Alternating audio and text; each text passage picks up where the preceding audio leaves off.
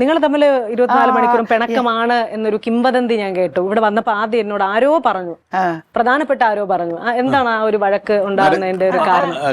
കഥാപാത്രമാണോ അത് വ്യക്തികളാണോ? രണ്ടിലും അല്ല, മറ്റു കഥാപാത്രത്തിന് സ്നേഹമാണെന്ന് തോന്നുന്നു. ജീവിതത്തിലും ഭയങ്കര സ്നേഹമാണ്. പക്ഷെ എനിക്ക് തോന്നുന്നത് ഇവിടെ ഏറ്റവും കൂടുതൽ അമ്മ ദേഷ്യപ്പെടുന്ന എന്റെ അടുത്താണ്. വളരെ ഇതായിട്ട് പെരുമാറുകളെ പറയണോ അതിന്റെ കാര്യം പറയാം. ഇവന് ആവശ്യമുള്ളതിലും ആവശ്യമില്ലാത്തതിലും എടുത്തു ചാടുന്നുണ്ട്. എനിക്കാണെങ്കിൽ ഒരു സ്വാഭാവികമായിട്ട് ഇത് കാരണം ഞാൻ നന്നാവണമെന്നുള്ളതാണ് ഇവന്റെ മനസ്സിലാഗ്രഹം തന്നെ.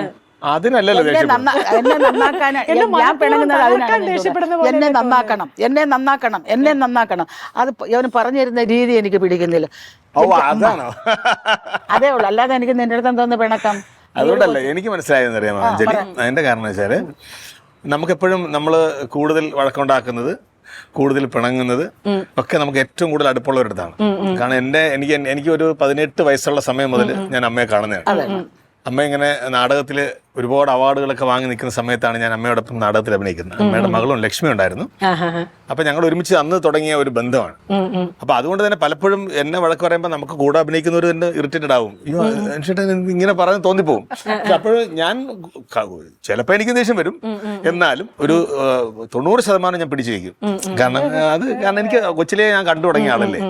അപ്പൊ ഇപ്പോഴും ഏറ്റവും വലിയ ഭാഗ്യം അതാണ്. കാരണം നമ്മൾ ഈ 1300-ന്റെ സന്തോഷത്തിൽ നിൽക്കുമ്പോഴും അമ്മയുടെ മകനായിട്ടാണ് ഞാൻ അഭിനയിച്ചുകൊണ്ടിരിക്കുന്നത്. അത് വലിയൊരു സന്തോഷമാണ്.